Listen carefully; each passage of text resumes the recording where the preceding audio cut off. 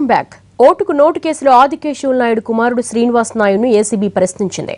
ఉదయం 10:30 నుంచి సాయంత్రం 5 గంటల దాకా విచారణ కొనసాగింది. స్టీఫెన్సన్ కు రేవంత్ రెడ్డి ఇచ్చిన 50 లక్షలు సమకూర్చింది శ్రీనివాస్ నాయుడేననేది ఏసీబీ ఆరోపణ. అయితే తాను ఆ డబ్బు ఇవ్వలేదంటున్నారు శ్రీనివాస్.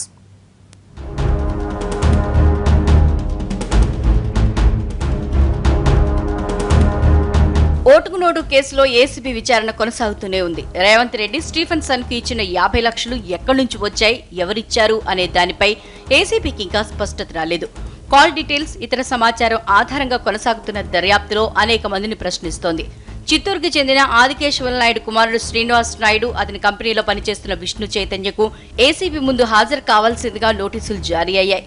శ్రీనివాస్ నాయుడు మాత్రమే విచారణకు రాగా విష్ణు చైతన్య రాలేదు. ఉదయం 10:30 నుంచి సాయంత్రం వరకు శ్రీనివాస్ నాయుడు ఏసీబీ వేసిన ప్రశ్నలకు సమాధానాలిచ్చాడు. అయితే 50 లక్షల వ్యవహారంపై క్లారిటీ ఇవ్వలేదని తెలుస్తోంది.